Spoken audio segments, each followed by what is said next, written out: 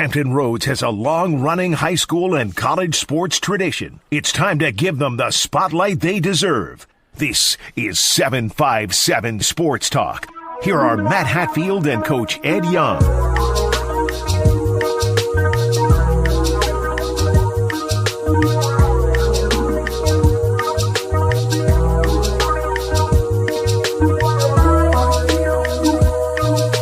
Good Saturday morning, everyone. Welcome to another installment of 757 Sports Talk, powered by Cobra Sports TV. I am Matthew Hatfield, the other guy chewing on some type of probably cashew or candy bar or health food is my colleague, the coach, Edward V, as in victory. Vincent Young, as he wears his Smithfield Packers colors. By the way, I hear your boys' soccer team is killing it over there. It has nothing to do with you, by the way. Nothing to do with you. On its way for a title.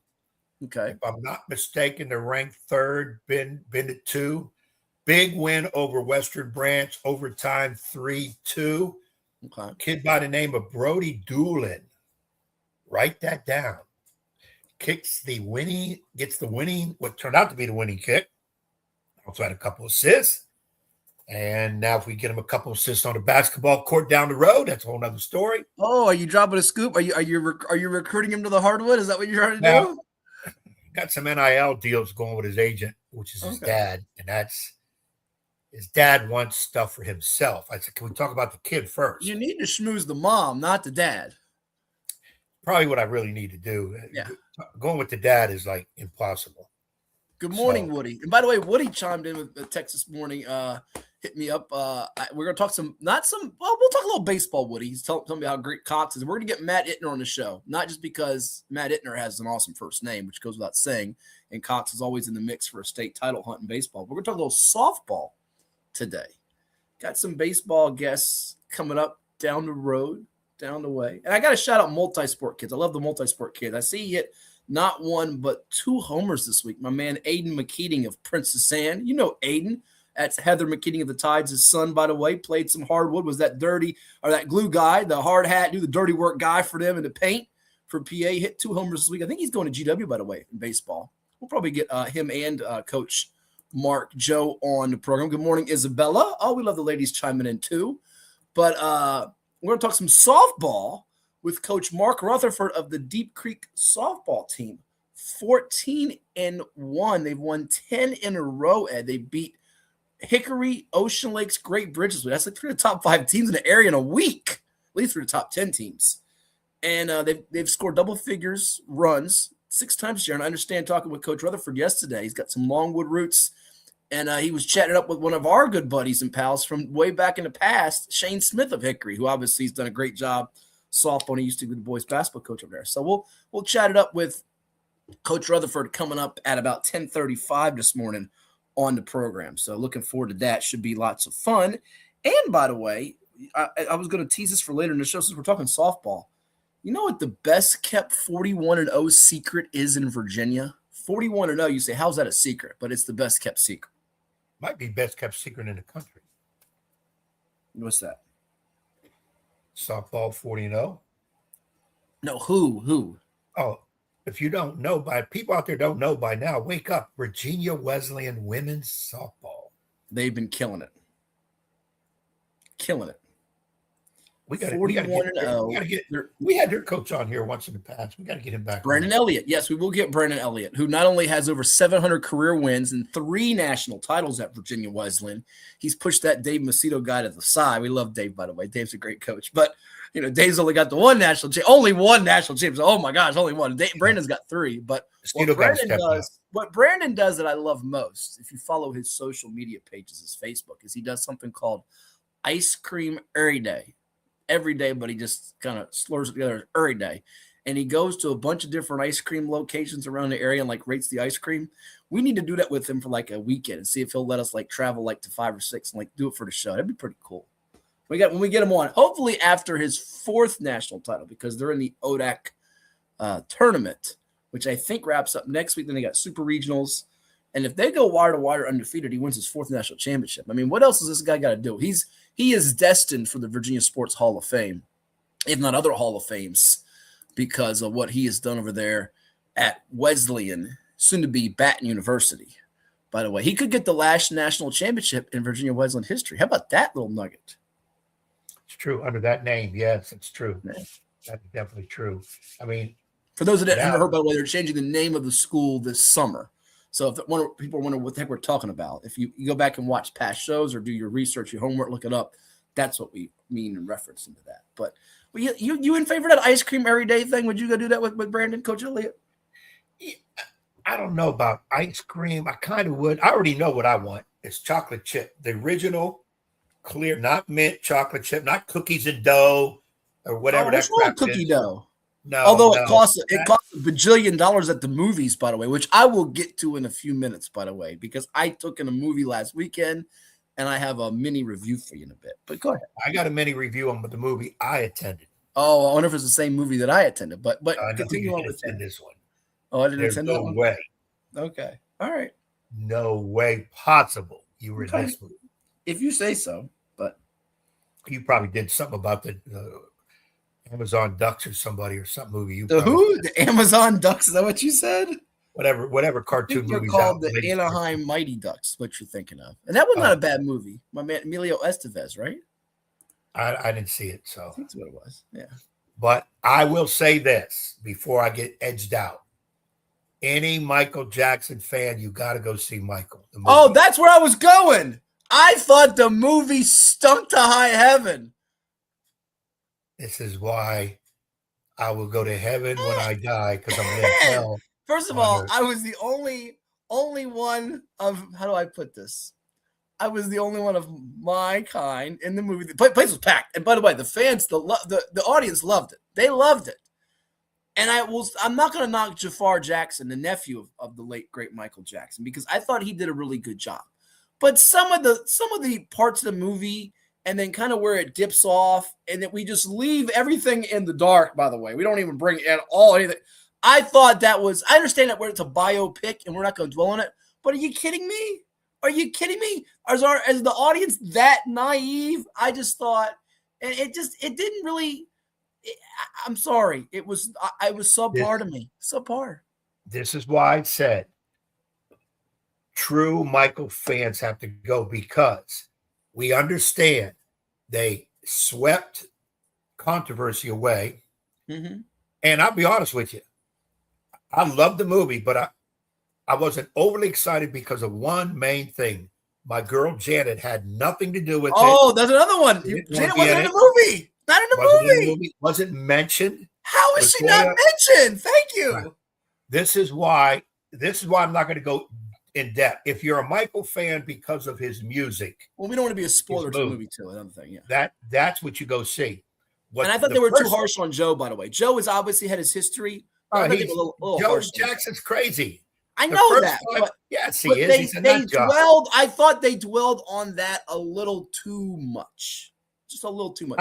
You cannot do a Jackson 5, Jackson whatever movie without dwelling on Joe Jackson was. No, you have to touch on it, but it felt like they were preoccupied with that. I think the first 5 minutes of the movie tell you. Actually, the first minute. And by the way, the little kid that played him as a kid, he was adorable, and he was great. He was great. I get the little kid, I don't know the kid actor's name, but he was great. But I just thought that they did too much on that, and just the whole Jackson 5 element, not all on Michael. I don't know. I didn't like how they put it together. That's just me. Now, other people might have loved it. And by the way, there have been some mixed reviews. There have been some great reviews and some, like me, slamming reviews. So, again, if you're going to review it because you wanted the entire picture, you're going to give it a bad rating. But if you take it for what it's worth, it's phenomenal. And his nephew portrayed him just did perfect. A good job. He did a good job. You'll find out in the first 2 minutes, and this has kind of hit me the wrong way. Michael didn't have a childhood. Opening scene, he's looking out the window, and his dad, come on, we got to practice. It's like midnight. They're practicing. Remind me of Bobby Hurley's dad. I thought you were going to say one of your parents is, but don't do it, because I know we're thinking along the same lines of a couple of them. You won't say it, but I'll think it. I won't say it either, but go ahead. It shows Michael's ability as a singer, dancer, whatever. Sure. And it gave some of how Michael pushed back somewhat against his dad, which blew my mind too, is Michael. The family doesn't call him dad. They call him Joe. I know. That's another one that got me. I got that too. If I would have called my dad by his first name, I probably wouldn't be here right now. You'd have got the whooping that his dad gave him. Yeah, exactly. Right. And that again, this is why I keep saying it has to be Michael fans. And by the way, I can't do it with a chimp. Get the chimp out of the movie. I can't do it with a chimp. Get the chimp out of the movie. All the animals. And that's another sad. I don't want to give the movie away, but it's another sad part. His friends, not his pets, his friends were the animals because he didn't have any friends. Well, but here's my thing, Ed. If you're gonna briefly try to touch on the surface parts of why Michael was how he was, be it as an entertainer or away from it, then you have to uncover more layers of the show. You can't. Again, that was just me. I didn't like how they constructed it. You might have loved it. You might have loved it. But again, and by the way, we saw what he said, one of the greatest entertainers of all time. Nobody's gonna argue that. We did leave off. And it's really my fault. My pops watched the discussion last week. You know, he's a big music lover, DJ Hat. And I thought about this, and I don't know why to bring it up on the show. We're talking about all the different, the list of the Billboard top 10. Obviously, Elvis and the Beatles and the Rolling Stones.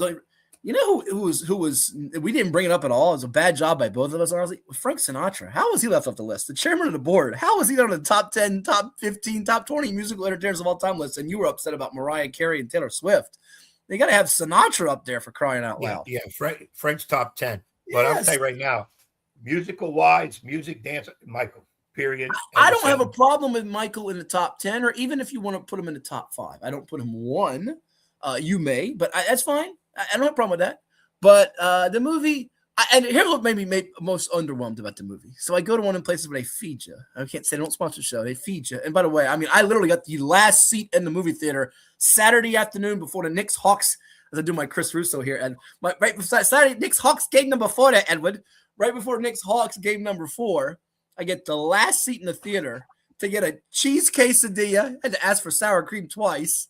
To get my cookie dough and my water with lemon. $30. What are we doing here? $30 for a cheese quesadilla, a water with lemon, and cookie dough. They're gouging us. I went at the Cinema Bistro theater. There you go. Ordered nothing because I ate before. I was wise. I'm not paying $7 for a soda. $30. Yeah, I didn't get a soda. I had a free water. A cheese quesadilla, which came with a little thing with rice, beans thing. It was actually pretty good. And the cookie dough. The candy, they get you for like $8, $9. Unbelievable. If you got to, you go to the dollar store, the $1.25 store, you load up on candy, put it strategically somewhere on your body, and you go into the theater. We've done that forever. Oh, that's what you do. Oh, yeah. I have my Milk Duds. I always got my Milk Duds in the movie theater. You take things in. There. So you don't obey those signs that say no bringing any food or drink into this establishment. No. Mr. I take candy bars from 7-Eleven as a kid, and I feel bad about it years later, and I paid it back years later, so I'm a good guy. Wink, wink. I'm a good guy. Wink, wink. I have learned years ago, you bring dollar store candy into the movie theater. Everybody who's listening to us right now has done that. Everybody. Okay, so it's just what it is. I mean, hit the comment line, everybody. If Ed's right, have you brought in candy into the movie theater? See, if I did it, I would. First of all, I don't do things like you do. I don't break the law. I don't break the rules. I'm a law-abiding citizen. If I did it, they would confiscate from me, and I'd be, they'd put me in cuffs or send me away. You're the type of walk in. They wouldn't say nothing. You turn around and go, hey, I'm sorry. I had this candy I brought in here. I know here. I know. You already made it past security, but you got to turn around and get like Mr. Goody Two-Shoes and give the candy up. That's why this guy won't be no movie theater with you because you would have us both messed up. So I know you would say, hey, that guy right there, he's got candy on him. I already know you would. Unbelievable. I know Woody out there listening has definitely brought candy in to the movie theater in his lifetime. Guarantee it. I don't think so. But anyhow, let us know. Hit up the chat line. We're on YouTube, 757 Sports Talk, on Cova Sports TV, also streaming on IG, Facebook, Twitter, X. I was going to say Twitch. We might be streaming on Twitch. I have no idea. Virginia Preps and all over the place. Like I said, we have a couple special guests because not only do we have on Mark Rutherford of Deep Creek softball program. But coming up after his radio show in the 11 o'clock hour, we'll be talking about the Kentucky Derby with Nick Hahn, a good friend of ours we've had on the program before. Nick, of course, does some sports radio. He actually has a radio show, in fact. I want to make sure I get the radio show called right. It is Off to the Races radio show. I actually think he hosts in the Richmond area, and it gets off at 11 a.m. Eastern. And he's also a writer for The Racing Biz. And we'll talk about the Derby today. I've already got my pick set. I'm ready to roll, and we'll talk about the Kentucky Derby coming up at about 11:15. I think he's going to join us. I told him if he gets a chance right after the show ends, maybe a couple minutes before that, but 11:15 is his scheduled time to appear with us on the program here on 757 Sports Talk. Derek. Oh, Derek, not you, Derek. Oh, my man, Derek. I love Derek, by the way, who we got to give the audience, people wonder about Derek. People love, they always say, what does so-and-so look like? Maybe when I see our guys, we'll show it to you. We got my man, Derek, from the PIT a couple weeks ago. I will show you that photo. I think I got that photo in a minute here. But bring snacks, Derek. Oh, I can't believe you did that. Oh, Woody, look at this. Woody. All these guys are like you. And Woody's a good dude. Woody's an outstanding Coke and popcorn. Bro, how'd you, both of them? Yeah. You guys are killing me. Hold on. Woody. Let me help you. Because, we got some people who don't understand.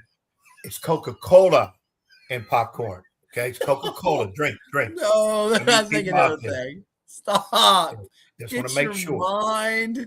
Get your mind out of the gutter. Woody's outstanding citizen. Matter of fact, he won outstanding citizen, 3 years? 3 years. There's my man Derek with me at the PIT. There it is. I knew we'd have it. Love us some Derek. And look at this. Women carry purses in the theaters that often have to. That's true. That's true. I wish I'd had my bag that had my, people have seen it. If you go to games, you see me with my candy bag, which the Lady Monarchs, all our players and coaches love to come by and get a couple, which is part of it, in addition to me having the lozenges in there to get through the broadcast. But I should have brought my candy bag in there. Like, that would have helped me. You got that doggone grandma at the bottom of the purse candy.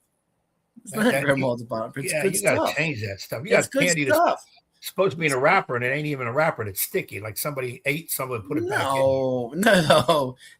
You're terrible. Smith, we will talk football. Don't worry. And by the way, matter of fact, we're going to do that next segment. We're going to talk a little bit football, a little bit of high school football. I know it's months away, but we got two rather significant big items on the football docket. One having to do with a quarterback who is headed to Alabama. That's coming up here on 757 Sports Talk. And they're watching where, Edward? It's the place everybody needs to be. Cova Sports TV. You got to like it, share it, subscribe. What is more? Is it more reps, more strength, more stamina? We say it's all of that, but it's greater than just what's in the mirror. It's about improving your mental and physical health. More is a feeling of achievement, fulfillment, confidence. It's looking better, feeling better, being better. And it's our mission to get you there. Because here, you are more. One Life Fitness.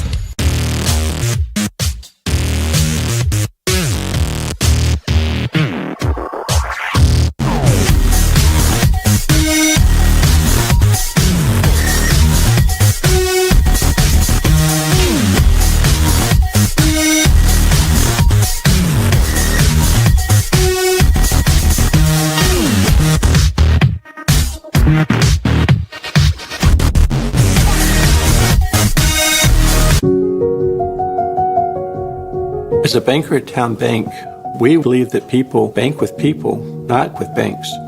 You're looking for an actual personal relationship, and that's what you get at our bank. You get that person that gets to know you, gets to know your business, is there for you.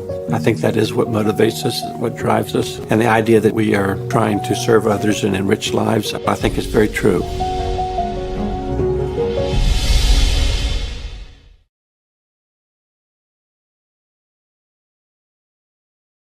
What makes a life a good one?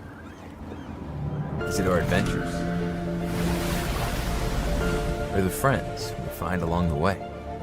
Is it the challenges we conquer together?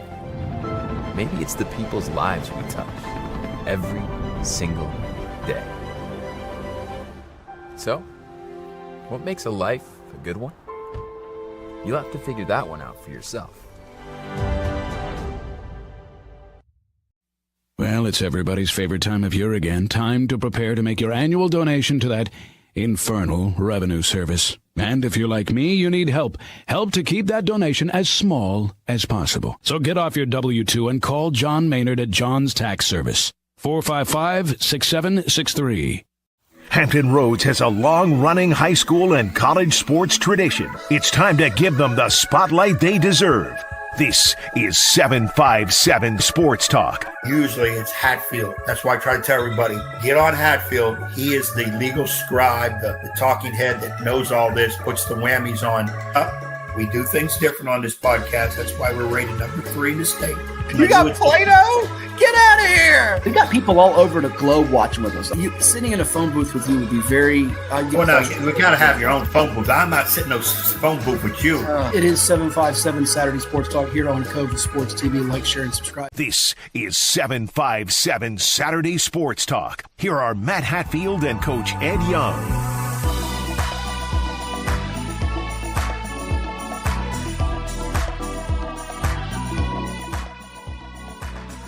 And we teased it before we went to break back here on 757 Sports Talk on Cova Sports TV. Like, share, and always subscribe with Coach Ed Young. I am Matthew Hatfield. He's only a junior, and there are some, I should say he's only going to be a rising junior, so he's technically a sophomore. So let me backtrack there.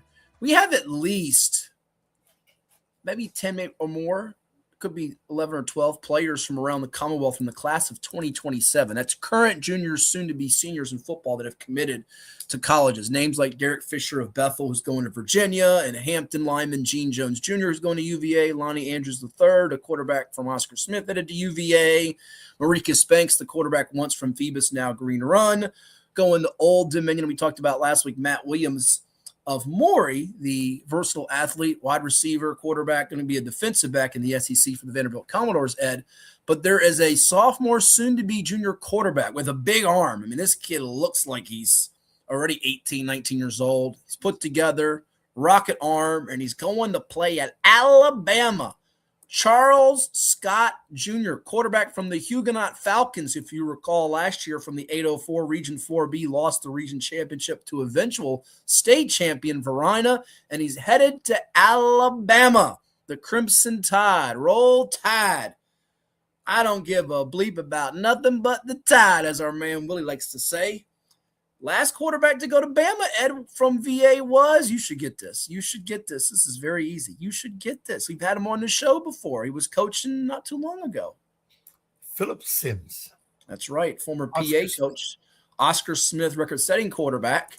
So what do you make of this? He's not even a junior yet. Do you like, and I don't want you to be the guy that hates on this, please, because this is a great moment for this kid who's deserving, talented, quality athlete, and young man.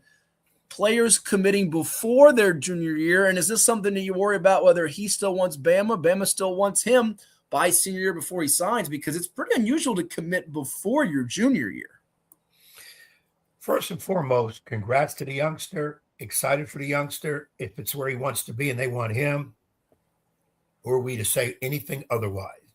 Okay. Now, when you commit, you're not signing. You haven't signed yet. You're committing. So what you're doing is he's telling Alabama, I'm coming. Now it's up to Alabama. Do they keep recruiting a couple more quarterbacks? Because in most classes of the big boys of an Alabama type, they don't have one or two guys in a class. You're looking at 4, maybe 5 in a class. Because of attrition, you don't know what's going to happen down the line, especially the earlier they commit and of course when they sign. So I don't have no problem with it. If I'm advising one of my athletes and that's what the parent and the kid wants to do, by all means do it. But you still kind of keep your options open. This is not going to sound right. You still keep your options open because sometimes we're laser focused on Alabama. They want me. I'm going. And you don't look at anybody else. Right. And maybe somebody else is a better fit for what you have. Skill set, whatever. Plus, you got to remember those big boys, the SEC, the Big Tens, they love your coming there, but you're not the only one they're bringing in. It's competition. Smaller schools, they can't over recruit. So they're going to bring in maybe a couple. And it's still competition, but you're only going maybe against one other, possibly two other people. You're not going against 4 or 5. So again, I'll say this. I'm happy for the youngster. I hope it works out. It'll be tremendous. And Bama's getting a good one. I hope Bama sticks to their side of the story by not going crazy and trying to sign a bunch of other quarterbacks. Okay, so there you have it. That's one item on the football front in VA, closer to the 757. As you know, the Beach District has had a closed schedule for many, many years in football, several years. As the occasional, if they get the permission, the principals sign off on it for them to play an out-of-district game. Well, the team that's been the king of the Beach District fell to Indian River in the region championship last year. They've had a few elimination losses at the hands of reigning 3-time state champ Moore in the state semifinals, the Green Run Stallions. Brandon Williams' team, well, they're going to be in a spotlight matchup in September. It's a Saturday game in September. It's a 3:00 game on the road against the Huff Huskies. You say, who are they, Matt? Who are they, Matt? They are the number 39 ranked team nationally by one poll. They were the 8A, Class 8A, 8 classifications, state champions, undefeated last year in North Carolina, recognized as the number 2 ranked team across any classification in North Carolina, big-time quarterback in Ethan Royal. He's a 3 or 4 star. We mentioned Maricus Banks, who came in from Phoebus. He's highly regarded. And we'll see what happens in this matchup. I think it's great for Green Run. I'm ecstatic that they're getting this opportunity in September. They dropped PA on the schedule, who, by the way, has picked up a game with Norfolk Academy. So we get that neat little public versus private matchup that we had last year with Steve Moniger's Bulldogs, and they played Granby. They'll play PA. I would like to see 2 things, though. I'd like to see this being a universal across the board for the entire district. Everybody gets one out-of-district game, and be it whatever caliber that they're viewed as. It doesn't have to be a powerhouse like this. It could be some of the teams that have been near the bottom of the standings getting a team that's of a lower classification to help them make the playoffs and make it a more competitive game. And then secondly, this is going to make people mad, even if they get their brains beat out, which I didn't say is going to happen, but even if they do, look how it served teams from the 757 last year. Maury lost an out-of-state game and won. North Carolina team, and they beat them. They won a state championship. They actually beat Bishop McNamara, in triple overtime last year. But they ended up winning their state championship. Oscar Smith lost its first game last year, went on to win a state championship. In fact, you go back to those 2 state title runs, and remember, Oscar Smith has played for years. DeMatha, they've played Bosco, they've played this team, they've played that team. Last year, Oscar Smith lost at Gonzaga 17-0. Maury lost to Cardinal Gibbons 24-20. So I think this is good. But the one thing I will caution is don't get excited or don't get depressed if they don't win that game, because why?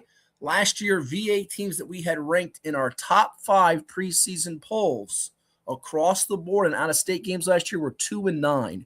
And the only wins were Maury in triple overtime, who we just mentioned, and Kings Fork winning an out-of-state game thanks to a kickoff return in the 3rd or 4th quarter late over Wise of Maryland.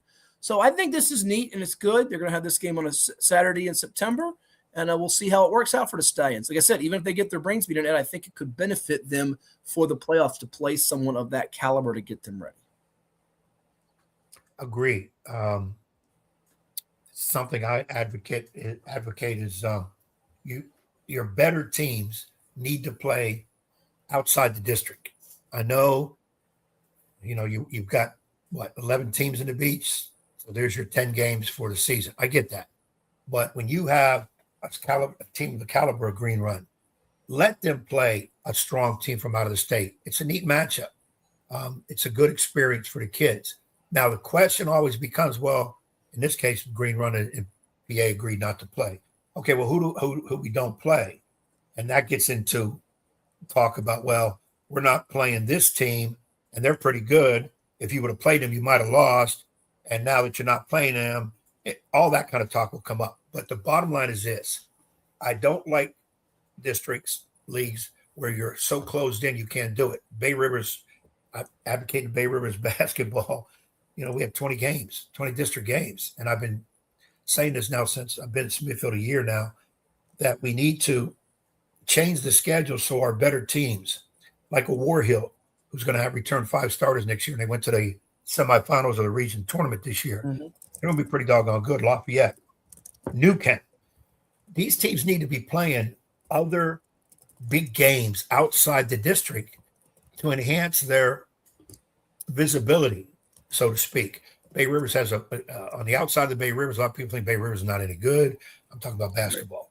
Well, by the way, now, real quick, not to cut you off, but now in football, not other sports, this doesn't always encompass the other fall, winter, spring sports, but now like the beach, the Bay Rivers, because of the number of teams now that you all have with Gloucester joining from the Peninsula District, you don't have an out-of-district football game for those teams, which I think is a hindrance to a Lafayette and Pocosin, who both last year made runs to the state semis, fell just short of the championship game. But carry on. Yeah, I think you need to open it up. You can come to an agreement on it where you can play football at least one game, like the beach, at least one game, and basketball, take off a couple opponents. Now, if you still want to play them in a non-district situation, you can agree on that, and that will happen. That's not a no issue.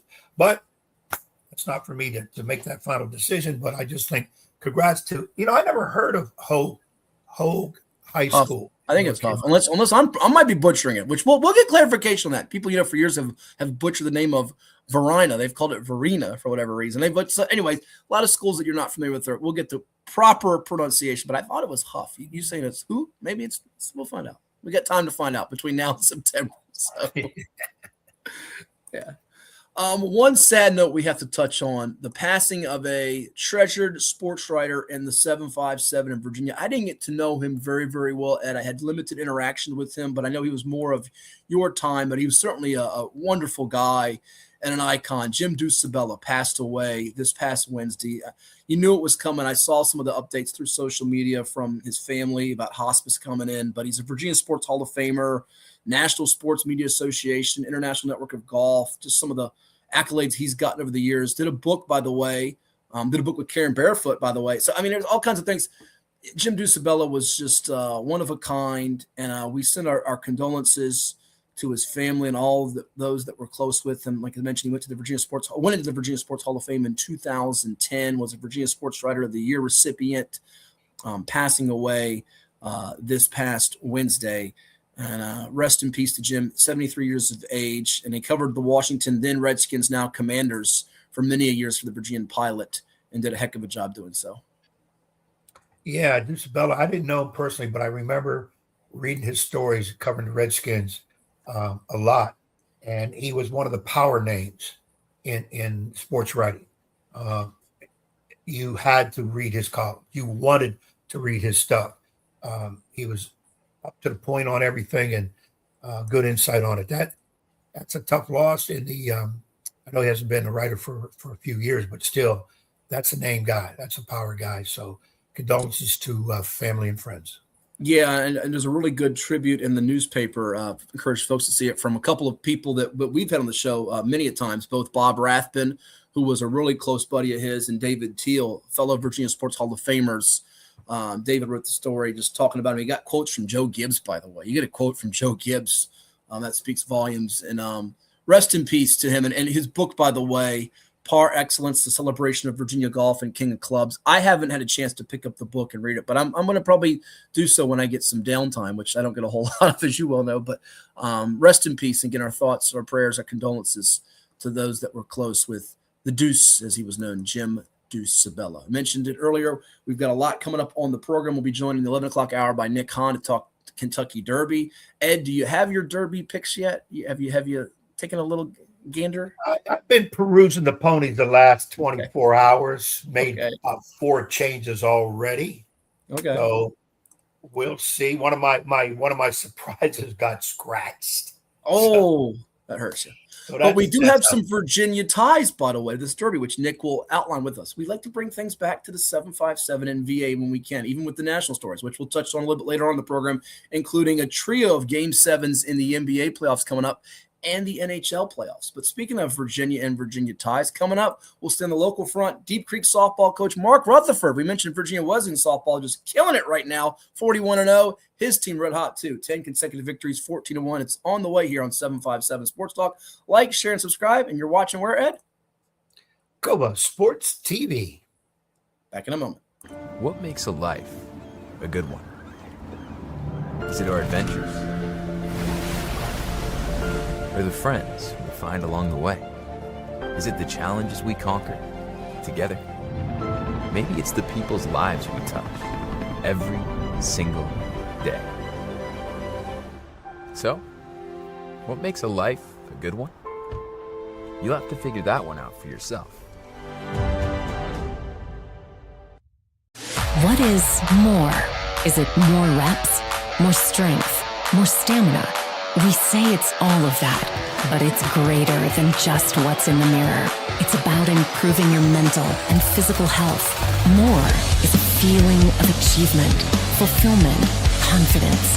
It's looking better, feeling better, being better, and it's our mission to get you there. Because here, you are more. One Life Fitness. Portco is your local nonprofit organization dedicated to economic empowerment through employment for people with disabilities. We focus on abilities, not limitations, providing on-the-job vocational support. Find your pathway to employment. Contact us or learn more at portco.org. It's 757 Saturday Sports Talk with Matt Hatfield and the one and only Coach Ed Young, every Saturday morning at 10 a.m. on Cova Sports TV. From high school football and basketball to the NFL, MLB, college sports, and the NBA, if it's making headlines, they are breaking it down. Bold takes, big-time guests, and a few laughs, especially at the expense of that basketball coach Ed Young. Catch it on Cox TV and your view, and don't forget to like and subscribe on YouTube at Cova Sports TV. And now back to Matthew Hatfield and the evil basketball coach. Blast you, Ed Young!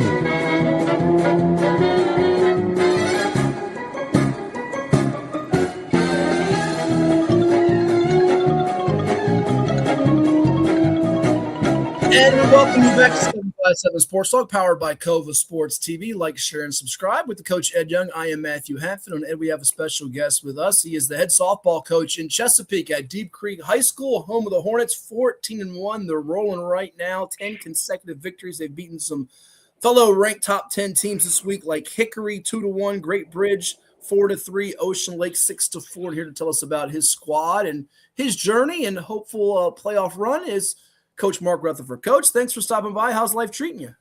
I mean, life is good right now. You know, it has been a whirlwind, but it's a good feeling when you're kind of in control of your own fate, as you guys know, especially when you're getting to the end of the season. We've been very lucky. You know, you have to avoid a lot of things with injuries and things like that, and you got to navigate it with grace. And so far, especially since last Friday night, for sure, it's been an exceptional ride for at least that week. But I mean, really, the whole season has been just really enjoyable thus far.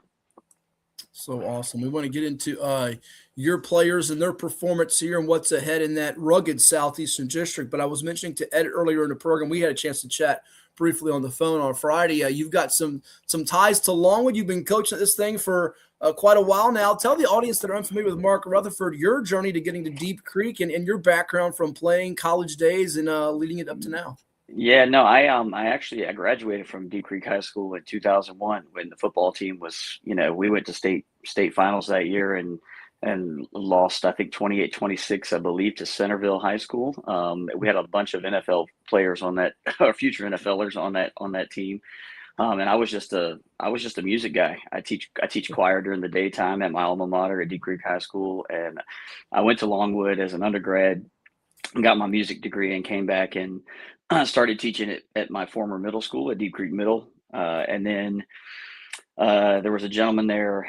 He was you guys will recognize his name from helping out at Virginia Wesleyan softball, but Jim Ducibella was the in-school suspension coordinator. And he decided he was leaving to get his further his education at Regent University, and he handed me the softball team, knowing that I was a baseball guy. It kind of happened kind of overnight. He was like, "You have the team." And so it really started at middle school. I started volunteering with David Noblin at Deep Creek High School in 2010.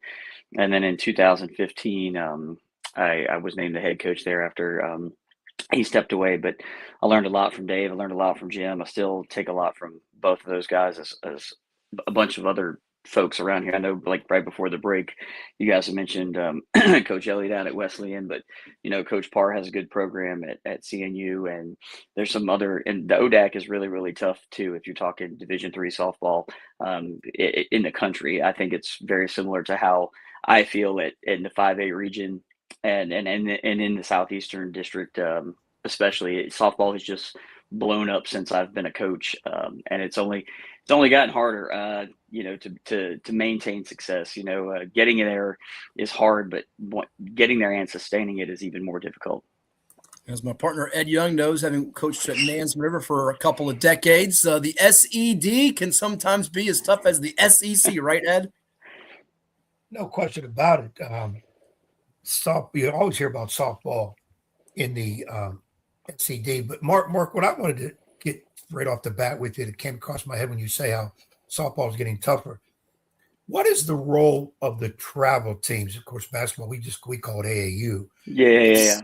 It seems like travel teams help the high schools more so than the other way around, which sometimes happens in basketball. How does that work in softball? I think it's a it's a case by case scenario. I think I did dabble in the travel world for a while, and it was really successful. I coached against some really, really great people there. And then, when you get that travel experience, those kids, I mean, it is like that year-round conditioning part. Sometimes, your job as coach is just to try to make sure, like, there's preferences and absolutes. I tell this to the kids all the time. There's a preference of how you might want to stand, like a stance or going to like a swing thing, but there's absolutes that have to happen in order for you to be successful. Your eyes got to be down. You got to see what you're doing. We have to be able to catch and throw, play defense and things like that. But I think, you got to navigate it with grace, because sometimes these kids can get really, really tired. They can get burnt out, and that's the last thing you want to do, especially, a kid still has to be a kid at some point too, I think, especially like these kids, we have prom coming up and graduation and things like that, and they don't get those things back. And so I think it's a very,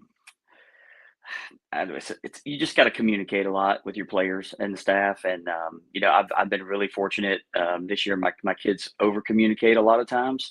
And that makes life a lot easier on my end. Well, and see, that was my next question going to lead into, and you mentioned it, prom, graduation, which always somehow hits the good spring sports teams that are moving on. Now, I ain't got to worry about that in basketball because, we're playing in the winter. There's no prom and there's no graduation. Yes, sir. How, you have kids that miss a prom, or they'll go to a prom, maybe miss a game, or can we go to graduation in our uniforms so we can hurry up and get back? How do you handle all that? I can remember the first year that I took over the program in 2015, we actually made it to the last four, and we went to graduation the morning of at Deep Creek High School. And as soon as we got off the bus, coming back from graduation, we boarded another bus to go and start our trek to Liberty to play in the state semifinals. We ended up one run short, but it was a trip to Liberty and a trip back overnight. It was busy. Again, you try to work it out. I know there's been scenarios where, certain seniors on certain teams from other parts of the state might have received their diploma walking on the softball field with the principal instead of on the stage with the rest of their classmates. And that's hard. It's cool because you're celebrating their achievements and all that stuff. But it is, with prom, ours is, fortunately, it's on a Saturday this year. So, and that the Friday before, we do not have a game. I try to find that out early in the season. With our schedule, we get, I think, 13 or 14 games scheduled, and then you have to go and solicit the rest of your competition for the year, trying to fill out your schedule, whether it be 20, 21, 22 games, so that you can have your quality wins at the end, but you can also have played competition, but also build in a rest day here or a rest day there. We're in a good spot right now, and I'm really, really thankful for that. Chatting with Mark Rutherford. He is the head softball coach of the Deep Creek Hornets. Our guest here on 757 Sports Talk on Cova Sports TV. Like, share, and subscribe. 10 in a row for them, 14-1 on the season. Let's dive in on it, Coach. Who are the standout players? Any with some aspirations for the next level? I imagine so, be it ones that are pitching or hitting for you. Tell us how this team's gotten to 14-1. What you like most about them? Honestly, I mean, this is probably the deepest that the team has been since I've been here. And that's saying a lot. I've had some really talented athletes. In the time span that I've been at Deep Creek, I think we're at 19 or 20 students who have moved on to play collegiately someplace. And I think, definitely we have some aspirations of some more. I would say probably one of our biggest offensive threats right now is our catcher. She's a junior. Her name is Izzy Schallenbarger, but she kind of helps command the staff a little bit. She's just I think as a freshman 2 years ago, she was voted best teammate. And that carries a lot of weight, especially when it's, when the other fellow athletes are nominating you as a freshman as the best teammate. We have some hungry kids that are freshmen and sophomores that are doing great, but a lot of it is it's leadership. Senior leadership is good this year. I think honestly, it's not a 9 or a 10 for me this year. It's really 1 through 13 who can hurt you, just depending on the situation. Lily Barham and Lara Frey have been stellar in the circle. I think their combined ERA is something like 1.5 something. Lily's been absolutely dynamite. She pitched really great against Hickory on Tuesday. We tried to run it back on Thursday against Great Bridge, and all was good, but the legs started to get a little bit tired after 3 games on that. So it was Friday Ocean Lakes, Tuesday Hickory, then Thursday Great Bridge. And again, you're trying to navigate it with rest day. So practice on the days off in between is light. Let's go mental. Let's figure out what's going to help us tomorrow. And we're kind of in that same boat again this week, running the very end of this gauntlet, which includes Grassfield and Western Branford. They're both extremely talented teams. Finley Brandt has been a really great addition to our team as a freshman this year. She's the lone freshman on varsity, but she's handling her business. I got some kids playing new positions. Haley Lack's filling in at shortstop this year. Aylin Sims is filling in at first base for seniors who had recently graduated. Offensively, we've been running a lot. I have 2 lefties that are really quick at the top of the lineup. One of those is Lily Barham, but the other one is Hannah Lydell, and their on-base percentage is really good. If we get either of those kids on base, things will be happening really, really soon. Absolutely, Ed. Mark, you're 14-1. Hate to bring it up, but who was the one that got you? Oh man, look, it was Nansman Suffolk Academy. And they run a good program over there. There were some things that, it's my first time going there. So time and then stuff on 58, I'm just going to call it the perfect storm that hit us. We were not prepared for what we arrived to when we got there. And I'm pretty sure if I go back and look at it, I'm almost positive every single kid made a boo-boo that day that they didn't really need to make. And we felt that. We wear it. And, when things are good, you're the hero. And when things are bad, you got to wear that too. You got to take some accountability. I'll be honest, it was a nice wake-up call. And it kind of like it'll motivate you to get better overnight when something like that happens. You get humbled real quick. Well, I brought it up because you said you learn from it. Sometimes we will learn more from losses than we do wins. That is absolute truth. And nobody else got you since then. So somehow you've rectified that situation. But I got to ask you about one team because yes, sir. A good dude of mine, a friend of mine, I haven't seen in a while. I coached against him on the hardwood. He was one of the toughest son of a guns I've ever had to go with. I was so glad he got out of basketball only because I didn't have to go against him, but he should be back in it because he's tremendous. How about Hickory with Shane Smith? What is it like to go against this dude? Because here's how I envision him in softball. He's got his cap on. He's coaching third base. Umpire makes a bad call. He flips the cap around and he's right in his face, pointing at his, boom, boom, boom. That's my Shane Smith idea in softball. But tell us about Shane. Yeah, I've never seen the hat backwards on the softball field. I can say that. I think that he definitely he has a commitment to excellence. There is a standard that comes along with whatever sport Shane is coaching. He's a good friend of mine. We conversate weekly, just about things. And anybody in our top five South, 5A South region is extremely gifted at coaching. I would give that same nod to Kirk Clayton over at Great Bridge. I'd give the same thing to my friend at Kellum, and the same thing even to oh my God, Mr. Pollock over at Ocean Lakes, who I saw recently. Those programs are run extremely well. Expectations are set high, but I think with Shane, him and I have been friends since middle school. We both coach middle school as well as high school, so we kind of have we have an understanding of what's coming to us. In Chesapeake, we get to coach middle school in the fall time, but then as eighth graders, those kids leave us, and then we don't see them again. Almost for 14 months, because they leave us in November, and then there's a full year that goes by, and then they don't join us until like February, the end of February, for tryouts for high school as freshmen. And so what happens in that 14 months, sometimes depending upon where you are organizationally on the weekends, or if you're running a high school off season thing, you don't see a lot of those kids. I definitely encourage the multi-sport athlete for sure. But when they find something they like and they're good at it, it's hard. Shane has gotten me every single time in middle school. The only time I beat Hickory Middle School was there was this was a long, long time ago, and I'm not going to remember who was there. But Coach McClendon, that was him. He was there, and we won that game. Very similar to how we won the game the other night against Hickory. It was a 2-1 ball game, and then in high school, Shane has gotten me every single time until this past week is the first time that I've ever been a part of a high school softball team that has been victorious at Hickory. So, yeah, I got to chase a new unicorn now.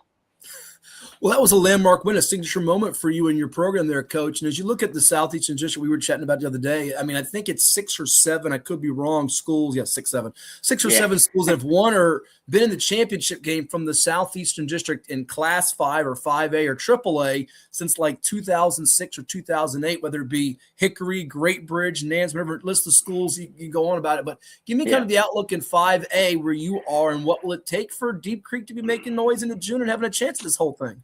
Well, and you just touched on it. Anybody can beat anybody. I think if you're not, I think top 8 from our region get to go to playoffs. But our top, I would even say this: our top 8, you could surprise. Last year, our team was very similar to how it is now. We were 14-8, but we could have very well been 18-2. We lost 4 games with less than 5 outs to go in the game. So, and that would have been 2 losses, 1 to Western Branch, 2 to Ocean Lakes, 1 to Kellum.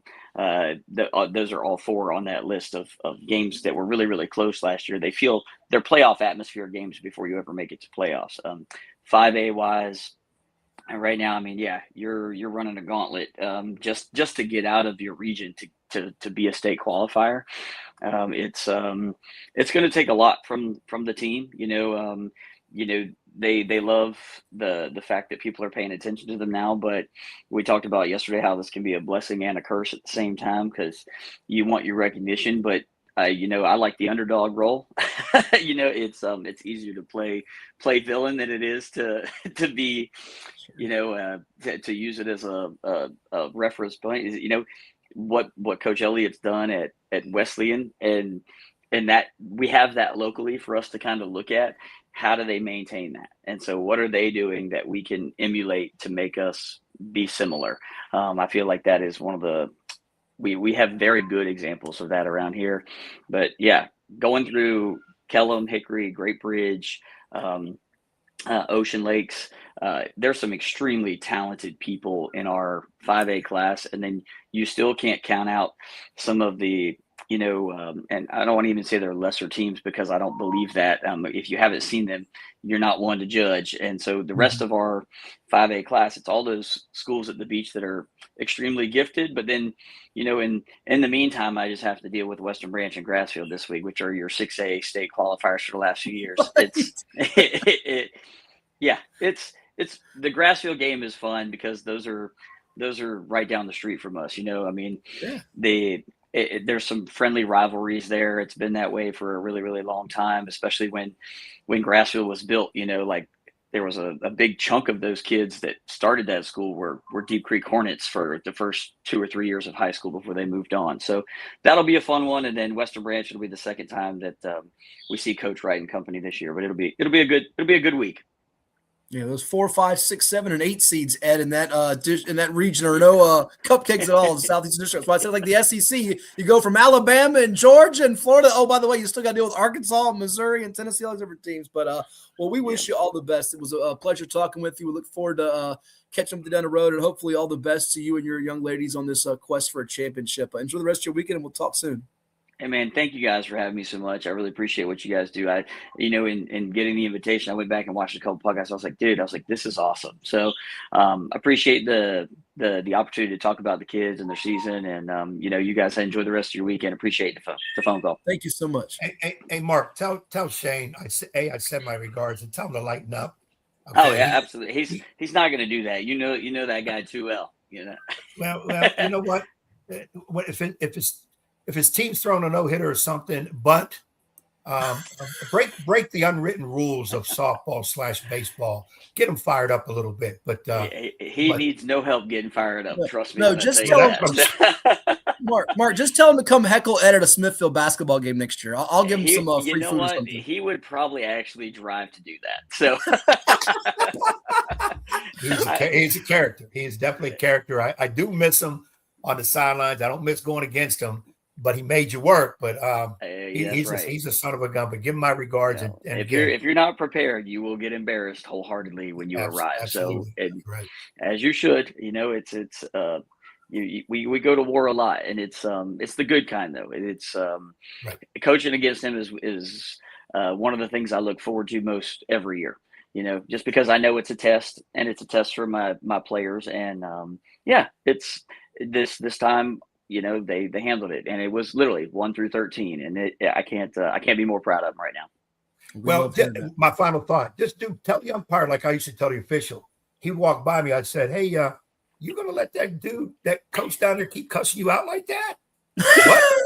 No, we're not doing none of that. We might shake our head, look at the ground, but it's 21 outs, and so one call is really not costing us a ball game. If you've done your job for the other 20 outs, you should be in good shape at that point in time. If it's just one.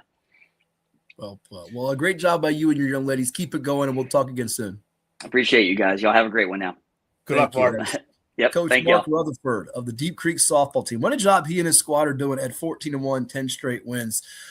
Great having him on the program. We've got more coming your way. Don't go anywhere. It's 757 Sports Talk, including Derby chatter with Nick Hahn around the corner and more on the playoffs. It's all on the way. It's 757 Sports Talk. And again, right after this break, you'll get more of us. So stay tuned. Did you know that the minimum limits in Virginia are $30,000? $30,000 is a lot of money on an individual basis. But if you're involved in a personal injury matter, that's not enough. Here at Williams-Deloitte, we're happy to provide a consultation on the amount of coverage you have in your vehicle. It can be confusing. Not many people understand it. You know you need to have it, but do you have enough? Give us a call today at 757-547-5555 so we can help you prepare in the case of an automobile accident or any other personal injury matter that you or your family may find yourself in.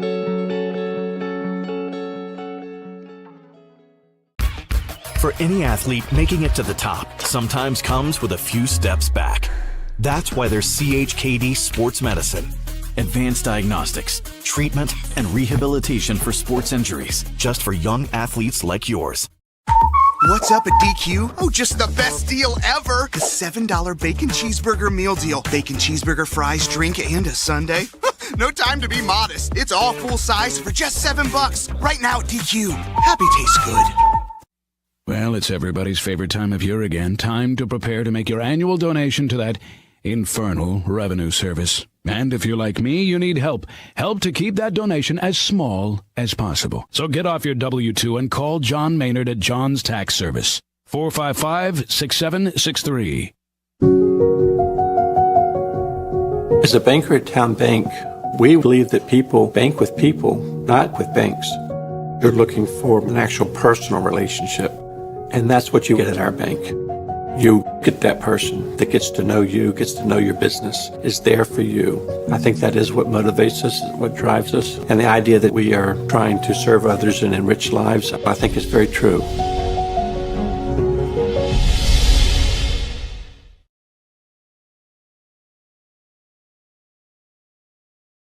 What makes a life a good one? Is it our adventures? Or the friends we find along the way?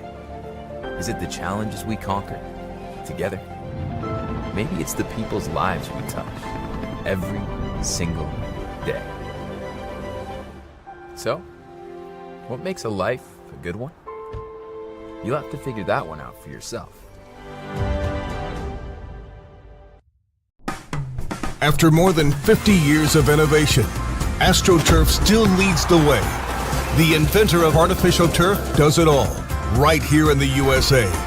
We engineer, test, manufacture, and install the world's most innovative fibers and turf technologies, with over 30,000 tracks and fields worldwide.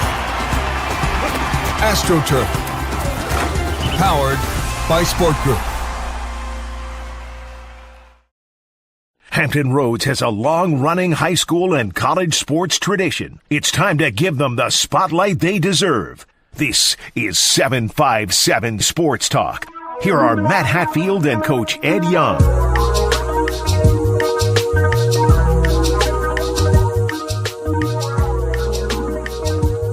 Hour one in the books. Our remaining time and minutes with you here on 757 Sports Talk and Cobra Sports TV with the Coach Ed Young. I am Matthew Hatfield. People chiming in. William Huff. See, I had it right all along. You were trying to get me all flustered and have it pronounced wrong. Thank you, Football 2026 P3W out there. And guess who else is chiming in? Our buddy Super E. We'll be looking for Coach Ed later tonight in the Hampton Coliseum Media Hospitality Room. Oh, the Iverson Classic. I know he's been over there for that. So he's going to look for you there. You going to be there? No, I will not be there. Did not get any media credentials. So, they denied you or you didn't apply? Well, I applied last year, got denied, so I didn't apply this year. They did. Wait. They denied you last year? Yeah, I didn't go. How can they deny you? You're undeniable. You are totally. I won't be there. It's a great, looks like it'd be a fantastic game and all. It's some super, super talent. But wow. Since I didn't apply this year, I've got something else on the agenda to do. So I'll miss it. So E will have to go for first team all hospitality room. Okay. Well, we now have a special guest who is about to join us. We mentioned it earlier in the program. We've had him on the radio side of things before. He and Daryl Wood are our go-tos when it comes to talking horses, talking Kentucky Derby, talking anything horse racing. And he actually, by the way, we also used to mention his son Jake. We got to broadcast him when he was at Albemarle in a state playoff game. There went to have a really good college career, but he is with the Racing Biz and the Off to the Races radio show, and he'll tell us all that you can find out about horse racing and all the ins and outs of it. His work and content we now have on the program with us, Nick Hahn on 757 Sports Talk. Nick, you out there?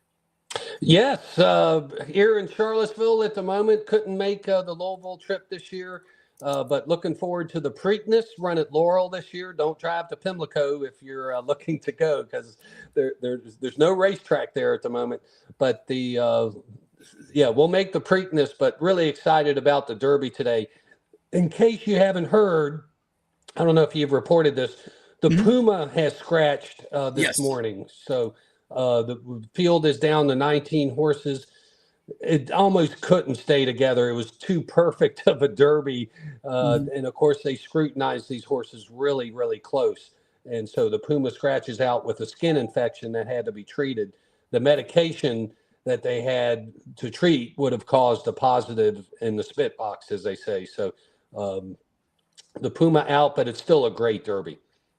It is. I mean, we got that on our ticker for folks that are wondering. You see the odds was 10-1 at last check, and the odds shift from time to time. And Nick will tell you all different things. And I have some ideas on how some folks out there maybe should play this. But I want to get your take on this first. That the first thing that jumps out at me is the number 1 post, Nick, because I've heard all week long about Renegade being the favorite, trained by Todd Pletcher. And this is a race where you can touch on it too. There's about 8 to 10 contending horses, not just 2 or 3 feel like they could win this thing.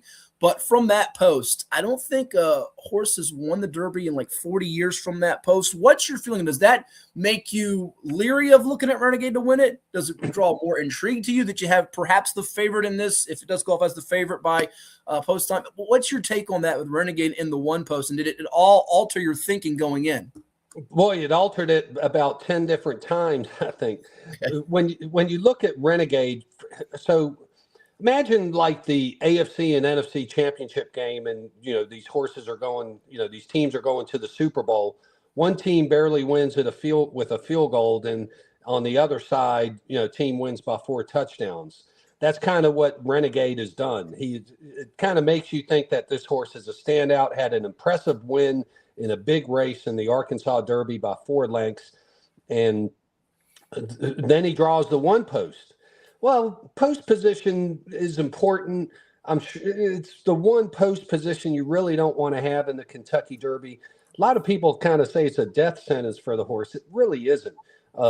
Last year, Citizen Bull kind of boxed his way, almost like a rebound in basketball coming out of the gate. He moved sharply right, found room, and could have run any race that he wanted to. I've heard a lot of discussion. They've changed the starting gate. They've kind of changed the way the race starts. And he's really kind of like Mike Rapoli sort of said it. He's kind of starting like from the 3 or 4 post. There's just nobody to his inside. And that can kind of be a good thing. A lot of times in the Derby, you get squeezed at the post because there's a horse on the inside and a horse on the outside. Well, Renegade is, and Irad Ortiz, who I'll talk about in a minute, he's going to jump. He's going to want to jump to the open space. It's going to make him want to jump inside even more because there's open room there. As long as he can sort of keep them straight, he's not going to get bumped from the inside. He's kind of a late runner anyway. As long as he can kind of find that 2 or 3 path going up the stretch, he'll be able to settle. So I think it's not as big as it used to be. Jose Ortiz, or Irad Ortiz, I should say, he had a choice between, now this is before the draw, he had a choice between Commandment, Further Ado, and Renegade. He chose Renegade. So that kind of tips off at least a jockey who won 3 races yesterday and has won an ESPY, is the leading rider in America, among the Eclipse Award and everything else. He chose Renegade. So post position is not as important, I think, as people make it. It's really kind of one of the last things to maybe consider when you're going through the PPs of this field. Before Ed jumps in here, because I'm sure he's got some questions for you on the trainers, the jockeys, different things with this race here, Nick, you bring up Commandment because the only real critique or knock has been that 2 of the greatest jockeys, Ortiz, you just mentioned, and Pratt, who's a pretty shrewd rider, did not get on Commandment because it's been great. Florida Derby, that race there with Puma and Wallaby and the Fountain of Youth. What's your feel on that? Is Commandment like the most likely pick for folks if they're not going Renegade here, or do you think there's another horse that stands out? And is that all a factor with the jockeys not taking it right away? It's kind of hard to figure. Commandment has a couple of things. He's not an impressive winner. He just seems to do enough to win. Mm-hmm. He's kind of a lazy horse in the morning, doesn't impress you in the morning workouts, is well acknowledged, doesn't have like great works. He's not impressive when he races. He just is like the Energizer Bunny. He just 12. He just keeps knocking off the quarters. He doesn't run poor. He's won his last 4 races. He's beaten the toughest of the competition. He's basically beaten all this competition that's in the field outside of Renegade. So he's just not kind of exotic. But if you're steady, and if you don't mind that, he's got 2 triple-digit buyers. Brad Cox is, aiming to get his first Derby as, over the wire, as they say, because he has a Derby, but it wasn't. He didn't finish first in the race. There was a DQ, but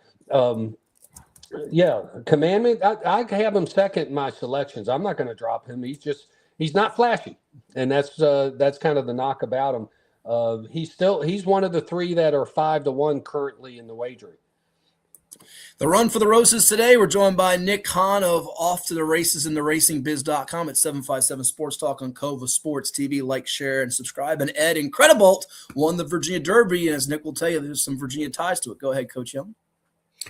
Nick, great to have you on again. So much to talk about with the Derby. First of all, what do we know? What the track is? Is it rain? Is it a clear track? Is it good? Because we know that sometimes affects the horses. Yeah, well, a couple things from yesterday. You did not want to be on the rail, and you wanted to be a bit of a closer. If there was any sort of bias or favoritism, that's where I would put it. It was kind of clear. Obviously, you want to save ground on the turn. You saw that in the Kentucky Oaks yesterday with Always a Runner, the great ride that Jose Ortiz gave him in that race. Saved ground on the turn, tipped out at the top of the stretch, and was on the outside with the win, beating a horse that was on the inside of him. We kind of saw that over and over today. We got a weather report from Caitlin Free, who is now Caitlin Benson. She hosts the Signal at Colonial Downs, and she reported that it's a little chilly out there. It's overcast, but there's no rain in the forecast. They could maybe speed up the track a little bit, maybe they're just a little bit, but I don't think they're really going to do a whole lot with it. I think they liked the way it was running yesterday. The jockeys liked a little bit of a deeper surface. And that's what they've been reporting basically all week. So the rain that they had on Wednesday, as they call it, out in Louisville, was perfect. And I don't think the track surface will have, be a factor. It certainly shouldn't change all that much from yesterday. Now, also, when I was looking over the amount of horses in here, it seems to be a lot. Of course, we've had some scratches since the original announcement. I'm not nowhere near even close to being the expert that you are. Seems to be a lot of long shots in here. Does that help a race like this? Does it hurt it? Do they kind of get in the way, camouflage the eventual winner? How does that look? Too many long shots. That makes it fun. That makes it fun. You got 20. It's the only race in North America with 20 horses in it. Usually the most is 14. We've had long shots win. We had a horse come off the AE list and Rich Strike back in 2022. And I think he was the second highest paying horse to win the Kentucky Derby. It's probably more with pace and those are kind of more of the factors that kind of determine. It's the first time that they're going 1.25 miles.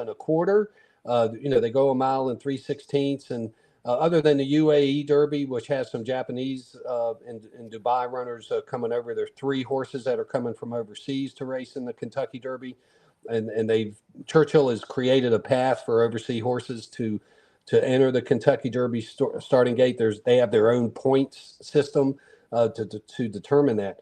But yeah, the long shots, they kind of make it fun.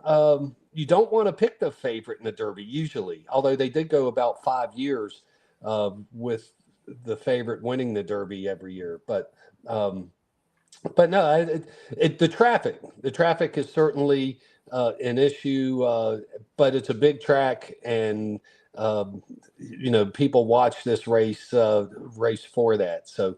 That it creates great storylines too, great moments. When obviously winning the Derby is a big moment, but when a long shot happens, it makes it even greater. No doubt, big payout. And see that's my point, because to make money, if you're one of these likes to put a little shekels on it or whatever, you kind of want to look at a long shot and say, man, if I can put $3 on this horse and they win, I don't have to pay my rent for the next 2 years. Is there in your mind, is there a long shot, let's say 20-1 or greater odds that you think could be in that top three? Of course, I'm trying to pick your brain a little bit here. No. I mean, the Virginia Derby winner, Incredible, is a live horse. He's a wise guy horse. I wrote about that on TheRacingBiz.com this week. A lot of people are saying nice things about the horse. He is currently 26-1. But these horses that are coming off the AE list, I wrote these down shortly before I went on the air off to the races at 10 o'clock. Oselli, who ran in the Virginia Derby, is 87-1. $2 bet earns $166 for you. Not bad. Robusta, who was the last horse to get into the race, is 84-1. Incredible was 24-1 last I checked. So those are some nice horses that'll give you a nice price. Kind of looking. Albus, who won the Wood Memorial, Riley Mott, hot trainer right now, 43-1. Bob Baffert, who has won the Kentucky Derby 6 times, has a horse that's 28-1 in litmus test. So, there's plenty of value in this race if you're daring enough to find that long shot. Well, you just mentioned it, Nick. There are so many neat storylines, whether you follow the sport closely in depth like you do or just a casual person that'll put it up on NBC later today, that you mentioned Riley Mott with Albus. He is the son of Bill Mott, recognized trainer. So there's a storyline there. We've got storylines in Virginia with Oselli and Incredible. And the horse that I'm kind of circling here, I'm going to give it away now. The one I really like a lot is Chief Wallaby. Okay. What's your feeling? It's been close a couple times. I know the Florida Derby. Is Chief Wallaby a real shot at this thing, or are you more leaning towards, I'm not as crazy about it? Because it feels like there's 3 or 4 you can really, I would say you can't go wrong, because you can go wrong, not win it, but that have a real shot at this thing. Oh, yeah. Now, Chief Wallaby, he's named after shoes of all things. The wife who owns the horse was kind of making fun of her husband for the shoes that she calls it the Wallabies. Chief Wallaby, he walks around in these types of shoes. So the horse is named after a shoe. I don't know what to make of that. Kind of a lightly raced horse, very competitive horse. Caught everybody's eye when he ran in the Florida Derby and the Fountain of Youth. He's raced again. He comes out of that core group out of Florida. Junior Alvarado is certainly a credible jockey. They won the Derby last year with Sovereignty, and Bill Mott, he kind of has a reputation as a 0.2 trainer. When he points a horse to a certain race, nobody delivers better than Bill Mott, and you kind of see that over. He'll pass. He didn't run Sovereignty in the Preakness last year because he knew he didn't win. He's there to win, and he's there to take care of his horse and make sure his horse is in prime condition on race day, even if he has to miss a couple of days or a couple of races along the way. He doesn't. It doesn't sound like he doesn't believe in like training through racing, which is sort of, even though he's an old school trainer, that he doesn't do much of that anymore. So yeah, Chief Wallaby 7-1. I think he's probably more 10-12-1 in my mind. I don't like 7-1 on that horse, but he's one of the core. He's one of the kind of 6 or 7 that you cannot leave off your exotics, in your exacta, your trifecta bets. You want to have Chief Wallaby on there. Yeah, and it's interesting here, Nick, that you could have a back-to-back potential winner in training this. I think it's only happened, 6 times maybe in Derby history that a trainer's won back-to-back Kentucky Derbies. That would be a neat little storyline if that happens. And last one for me, I'll let Ed finish up with you. What's your take on, you mentioned it a little bit earlier, the foreign horses? They're getting better. It feels like they're closing the gap to an extent, potentially. The Japanese horses, I know Wonder Dean the 10 is one of the trendy choices as well. Do you think we're going to see that day come sooner than later where a foreign horse ends up pulling this off? I know they're trying. They're trying harder and harder. And by the way, Bill Mott trained this horse, Cigar, who's up here on my wall. Oh, yeah, I love it. Good picture. He's never far from my mind. But the foreign horses, I just have to see it happen first. Okay. I just want to see it. It's a little bit like that with Renegade too. That one post, you know, you kind of want to see it. You can't pick them all, so you kind of have to strike through some of the horses. I was about to say it's like in sports. We got to see someone come back from 3-0 to do it. Oh, the Red Sox did it to the Yankees. Sorry, Ed, but I'm like basketball or hockey until it happens. You don't believe it's going to happen, right? But it could happen, correct? Yeah, it absolutely could happen. A horse like Wonderdine, like in Japan, they race the other way around. You know, in America, we go to the top of the stretch and turn left. Well, in Japan, they go to the top of the stretch and turn right. You know, he's going to be, you know, hopefully he doesn't run backwards today. But, you know, until it happens, in all seriousness, Forever Young came real close last year. Yeah. And he has proven he's probably the best horse on the planet right now. As a 5-year-old, this horse just keeps winning and winning. And and that's what you have with the Derby too. You know, you're not catching horses sort of in their prime. You're catching them as 22-year-old basketball players graduating from college. How are you going to do in the NBA or even younger these days in college basketball? So it's an interesting race in that regard. But I don't put a lot of credit on the foreign horses. I just have to see it first. Good deal. Final few minutes here with Nick Hahn of Off to the Races, TheRacingBiz.com. Before he departs, he'll tell us what you can find on his website and all his work as well at 757 Sports Talk with us on Cova Sports TV. Ed? Well, Matt played his cards with his horse. Tell me about my horse. I'm going to say win, place, or show. I'm going to go for win, but we'll do one of the three. Further Ado. Further Ado is my pick in the Derby. So you're not going to get any argument from me out of Further Ado. This is a horse that's won at Churchill Downs, and Churchill Downs sort of has a unique surface. It's a unique configuration. Actually, the Colonial Downs course is very similar to it. But he's run on many different racetracks. He's won at Keeneland. He has a very impressive wins, too. He's won by 20 lengths and 11 lengths already, won the Bluegrass impressively. He has that gun runner. I like that sire. You know, when you play horses for a while, you pick up on the daddies a little bit. You know, hopefully Jake got a little bit from me on the basketball court. We'll see. But the gun runner is one of my favorite sires. Goes along with Curlin and a couple other ones that I always bet. Johnny Velasquez can deliver. I kind of expected him to be at a little higher price, but he's 6-1, so he's fourth in the wagering right now. But yeah, you can do that, Ed, across the board. Win, place, show. You know, $2 it costs you $6. You know, you can get them all. But I like Further Ado. The post doesn't bother me. And Brad Cox is worthy of winning the Derby, and he's got a couple of good chances. See, I don't know if that scares me, Nick, that you have the same pick as Coach Young and he's going to jinx you, or if it's going to mean that Ed's going to get good luck from you because you really know what you're talking about this. But before we let you depart, I'm sure we'll get you on again here, be it Preakness or Belmont.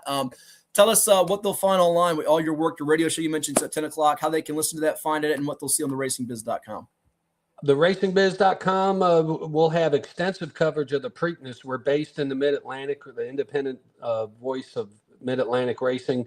So a lot of stories about Virginia, a lot of stories about Maryland. Frank Vespi and Frank's doing TV for Laurel today. So, you know, we'll have all kinds of coverage on the Preakness. We really try and take care of the middle leg, and which generally is the best race of them all, because you know the horses, and over the years it's really produced some fascinating moments. And the Preakness are going through a little bit of redevelopment. They're going to move to Laurel this year while they rebuild Pimlico up in Northwest Baltimore. And so I write for TheRacingBiz.com. Off to the Races, ESPN Richmond, ESPN Harrisonburg. Also archived on TheRacingBiz.com. We do an hour of coverage during the season. Most of the horse racing season is year-round, but from the Saturday after the Super Bowl all the way up to the Breeders' Cup, we do 2 hours of live coverage for the live meet at Colonial Downs. A little bit different this year for Colonial Downs. They start earlier, June 25th, 51 days away from the first live racing to come back to Virginia, and the Thursday through Sunday racing. But we do 2 hours of live coverage every Saturday morning during the live meet. Excellent stuff from Nick Hahn, off to the races, TheRacingBiz.com. Well, Ed is mad at me for bringing up Yankees Red Sox 2004, the comeback. He's sad that his buddy and Jake's former high school coach, Greg Maynard's retired, but he'll be glad, more than glad, thrilled, as will you, if y'all's horse ends up winning it today, further ado. So all the best to you on the Derby, and we look forward to talking again soon. Yeah. By the way, they just announced Drew Maynard replacing Greg as a head coach. That's great. We were keeping our fingers crossed that Drew would be the guy, and I know we'll probably see him up at the VA Live. And I know Greg, when we talked, was hoping his son would get it. We had to go through all the proper channels, but that's terrific. Keep it in the Maynard family, no doubt. Which means Greg is only a shot away. He'll be heckling son from the stands, as Ed likes to say, right? That's what you're thinking, aren't you, Ed? I knew that's what you're thinking. I can read his mind over there.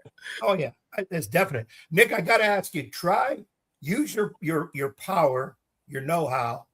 Get Matt and I to do this show on a Saturday from the Virginia racing situations. Sure. Oh, we can do that. Sure. And then Matt and I could bet a little bit on all the races in there, and we can have you on live, and you can use Ed's money. We'll use Ed's money, not mine. Okay. And we'll do some first time in history. We'll interview a horse live on the air. I think we might have lost Nick for a second there. I said, he said we'll interview a horse on the air. Yeah, he fell out on that one.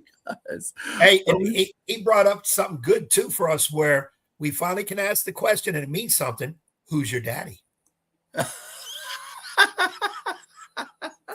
You're too much, Ed. You're too much. But we thank Nick. If we get him back on, we'll pop him up there. But we appreciate him coming on. He's terrific. And our man Resser turns AJ. Better yet, turn coach into a jockey and let him race. Oh, that would be fun. That would be fun, AJ. I would fall off that damn thing the minute they open that gate. Was it Charles Barkley on a bull? Was it Barkley on a bull? I think it was Barkley on a bull on TNT or something years ago. You remember that? I think somebody did that. Well, put you on a horse. That could be a. Oh my goodness, I would feel for that horse. That's some dangerous stuff. Them horses can go. I wouldn't be able to hold on to them suckers. No way. Pistons and Cavaliers win game 7. We'll come back and talk about that. We'll take one last break. We thank Nick Hahn immensely for coming on. He was terrific. Like I said, he and Daryl Wood are the go-tos when it comes to horses. Those two guys know it inside and out. And what's amazing is looking at some of my notes, they're matching up everything that he's reading. I'm just looking at, oh yeah, it's good. It's good. So my notes are, I'm looking at it. I'm looking at it. So we'll come back. You heard Ed's pick to win, which was Further Ado. You heard my pick to win, which was Chief Wallaby. We'll give you our win, play, show trifecta. You can go for the exacta, the superfecta, the trifecta today, and you got the finger up. Go ahead. You want to make a couple picks on the NBA and NHL too? No, unfortunately, I've got to depart here. So I will send you my win, play, show. Well, you can do it right now if you've got it before we go to break. Give us your win, play, show. Yeah, let's do that before we go to break. Yeah, I got it here. Hold on. And I'll come back and put the finishing touches. Yeah, here we go. I got Further Ado to win it. All right. I'm going with. By the way, that is the number. I'm sorry. Yeah, you want the numbers? I need the numbers so I can put it up. On 18. 18. Okay. Give me 1 Renegade. Renegade for place. Okay. And I'm going to do it. 11 Incredibolt. You're going with the Virginia horse. Good for you. So the 18-1-11 trifecta. I'll give you my numbers when we come back. And you saw it on the screen there. You going Pistons and Cavs to win game 7s tomorrow and the Celtics tonight? Cavs, Celtics tonight, even though I'm sweating that one. I'll be honest with you. You got the Celtics in your background. I think the Sixers have a real shot in this thing, especially if Jason Tatum. People are killing Jason Tatum. This guy just came back from a torn Achilles. I mean, give me a break. All you C's, and I will say it. I'm sorry. All you spoiled, rotten Celtics fans, lay off of Jason Tatum. The guy scored 51 the last time he played a game 7 against Philadelphia. Pipe down, shut your mouth, and be thankful you got him. And if you want to trade him and keep Jaylen Brown, okay, we'll see how that works out in a couple of years. But this guy has been the face of your franchise. Lighten up. He hasn't gagged as much as James Harden and Donovan Mitchell have. Yeah, I said it. I mean, give me a break. And by the way, Joe Mazzulla, we're going to keep covering for this guy. This guy has more home playoff losses as a heavy favorite than anybody known to man, including Doc Rivers, who's out of a job. Go ahead. Yeah, I think I don't put no blame on Tatum at all. For the Celtic fans to do it, yeah. I heard someone yesterday say that Tatum is the scapegoat, and since he came back, the team don't play. Like, give me a break. They've been shooting threes like this for years. This is how they play. They're stubborn. Right. And I'm also going to say this: people, the Sixers are a little bit better than we thought. They are.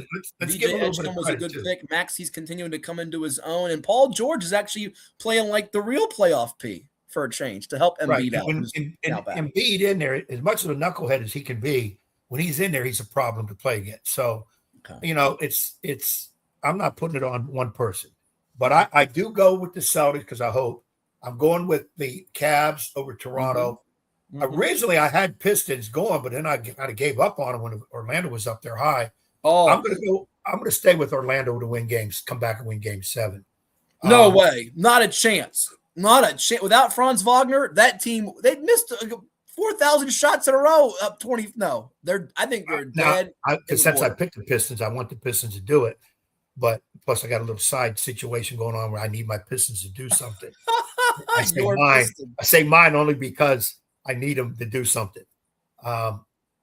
But that's how. What other game 7 do we have? We have another game 7 in there somewhere. Those 3 for basketball, and then the hockey coming up to me. You have Flyers Hurricanes tonight, game 1, Eastern Conference, round number 2. And you have game number 1, Wild and Avalanche, Minnesota, Colorado. But tomorrow you have Canadiens Lightning, game number 7 in the Sunshine State. I think Mr. Cooper in Tampa gets it done, even though the Canadiens can go win on the road. I'm going with all the home teams, believe it or not, which is a little dicey. Some logic tells you that there's going to be one road team of the 4 that wins, although home court and home ice generally means game 7, they take it. But I don't trust the Celtics and Cavs. I now trust the Pistons. I know J.B. Bickerstaff doesn't have a history of winning big games a lot as a coach either, but I trust them. That's what the Magic did. I think the Magic want Mosley gone. They got in the playing game. They're up 3-1. Wagner's out. I think they said we're done now. They're going to get, I think, smoked. Well, you know who they want? Billy Donovan. Well, he might end up going to the Sunshine State. So, all right, we'll let you depart, Edward. Have a great weekend. Whatever movies you go check out, and we'll talk to you next time.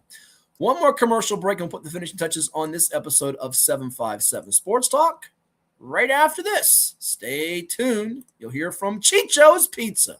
Who doesn't like Chicho's Pizza?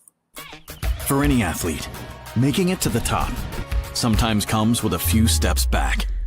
That's why parents count on CHKD Sports Medicine, advanced diagnostics, treatment, and rehabilitation for sports injuries just for young athletes like yours. With convenient locations across Hampton Roads and a whole team of experts here to keep your favorite player at the top of their game. CHKD Sports Medicine. Learn more at chkd.org or call the CHKD Sports Injury Hotline.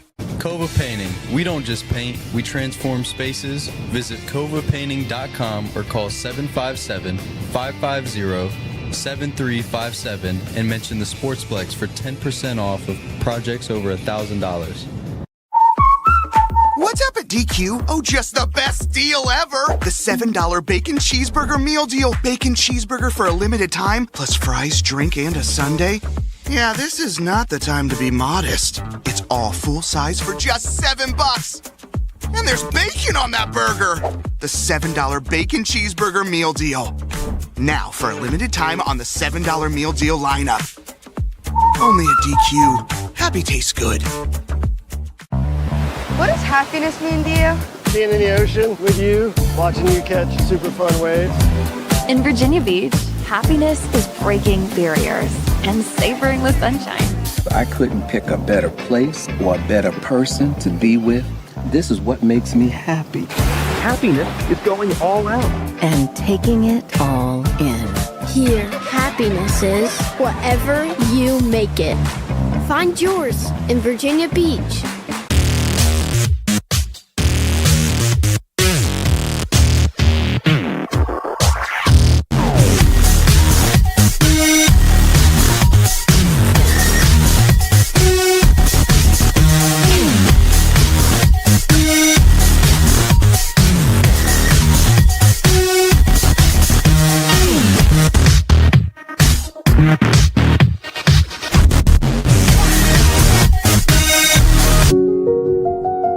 I grew up here.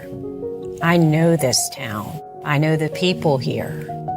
More important, they know me. As a banker at Town Bank, we become part of the communities we serve. The people who bank with us, our members, know us. When you bank with Town Bank, you'll know your banker. You'll know you can reach us, and you'll know we're here for you. Welcome back to 757 Sports Talk. No, it's not in the pool. It's Hatfield and Young at the Plex, the Virginia Beach Sportsplex. Here are two guys that, even though they never shut up, they're always dropping pearls of wisdom. Matt Hatfield and Coach Ed Young. And we welcome you back to 757 Sports Talk, powered by Cova Sports TV. Like, share, and subscribe. The Coach Ed Young has departed, so you get me for this final segment on this particular Saturday in May. We've turned the calendar from April to May. We've touched on the NBA and NHL playoffs. Of course, the Magic Pistons trying to have a deja vu from 2003 is Detroit with Cade Cunningham and company. You see Doc Rivers' picture up there. They didn't have the outcome that Orlando hoped then, and they might not have it if they don't rally from the blown lead of 20-plus on Friday night.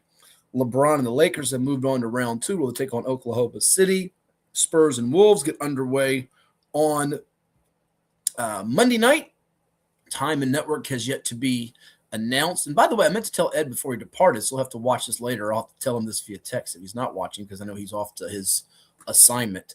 That Chris Monta reached out to me, good friend of ours we've had on the program before. He's based in Minnesota, so we might have to get him on the show next week. He, formerly of the Monitor Draft News, college basketball news. We had him on radio for many, many years as well. Get him on to talk about what's life up there in Minnesota like with the Wild and the Timberwolves in the rounds. Moving on to the basketball and the hockey playoffs. You see the 3-game sevens, Raptors, Cavs, Magic, Pistons, and Sixers, Celtics, which is tonight.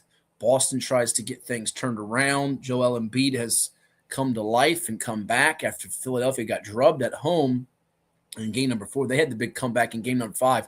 There have been leads of 20-plus blown. I mean, every other night it looks like. In hockey, you still have some surprises. And I'll tell you what, a lot of the first-round games in hockey go into overtime. But I'm sticking with a Carolina-Colorado Stanley Cup. I am off the Boston-OKC final. I now think the Knicks, in spite of Mike Brown, has rallied. The Knicks have rallied to after that pounding of the Hawks. Did they ever pound the Hawks or what? I think they're going to get to the finals against OKC. So Isaiah Hartenstein would see his old team in New York if that does come to fruition. I think the East is pretty wide open, but Spurs look great, though. If Jalen Williams is not healthy for OKC, by the time the Western Conference Finals roll around, I think that's a problem for OKC, and San Antonio will get there because Victor Wembanyama is such a special player. I mean, just watching him is breathtaking, but that's what I'm looking at there for the NBA and the hockey. Like I said, I like Colorado and I like Carolina. The Hurricanes have been snake bit in the conference finals. A lot of times they just can't, but I think they get a good draw with the Flyers as opposed to the Penguins, and Philadelphia eking it out against Pittsburgh, which was trying to force a game number 7 the other night in that sport. All right, you heard Ed's pick to the Derby, the win play show. He went further ado, the 18-horse Renegade, the favorite from the one post. You heard Nick Hahn talk about that. And Incredibolt, the Virginia Derby winner and a horse with Commonwealth ties. My picks are going to be pretty similar, not identical, but pretty similar. And what I'm going to do for this Derby, I'm going to go, as I mentioned, with Chief Wallaby to win it. Chief Wallaby is currently sitting in the number 12 hole. At last check, 8-1. Might have shot up to 10-1, 12-1. I think Nick might have mentioned 12-1, but I'm going to go with Chief Wallaby in the 12 hole to win it. I'm going to go with not Renegade to place. I'm going to go with different than that. I'm going to go with Renegade in the show, third. And then my second pick is going to be Commandment, the number 6 horse. So I'm going to go with 12, 6, 1. And if you want the super duper effect of the 4th horse, I will go with their choice of Further Ado, the 18. So 12, 6, 1, 18. Remember those numbers, folks. 12, 6, 1, 18. You can box some super vector. I really think if you play Commandment and Chief Wallaby to win and go with Renegade and Thunderbolt and you go with Further Ado with a couple of the exactas and underneath boxes, you got a good shot to do something. So that's what I'm looking at for this particular derby. It's Thunderbolt. I meant incredible. Jeez. That's going to do it. We thank you all for tuning in. For the coach Ed Young and our guests, which included Mark Rutherford, softball coach at Deep Creek, and Nick Hahn from The Racing Biz. I'm Matthew Hatfield, and we'll talk to you next time right here on 757 Sports Talk and Cova Sports TV. Have a great weekend, everyone, and we'll talk to you again after the Derby.